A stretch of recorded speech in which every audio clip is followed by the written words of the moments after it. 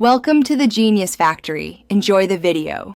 You will begin by preparing hardware and a bootable USB.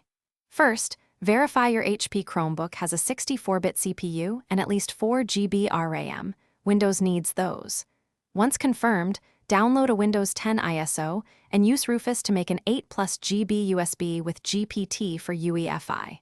Next, back up your Chrome OS data because the install will erase it. Finally, enable developer mode and change BIOS/UEFI to allow USB boot so the installer can run when you restart. Now continue the installation process by booting the HP from your Windows USB. Use the Chromebook-specific boot key ESC, F9, or F2 to choose the USB device.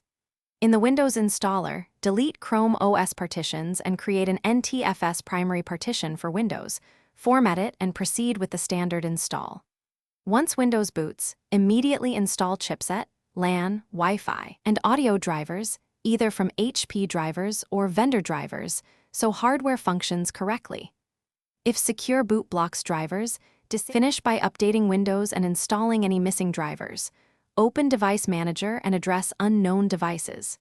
Install power management and touchpad utilities so sleep, battery reporting, and gestures work properly. Once done, adjust display scaling and test Wi-Fi, audio, and keyboard.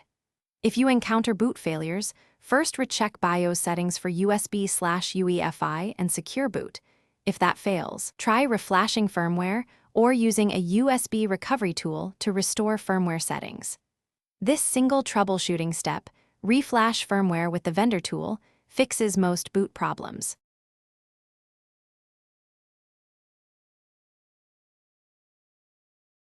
Thanks for watching. If you found this helpful, don't forget to like and subscribe.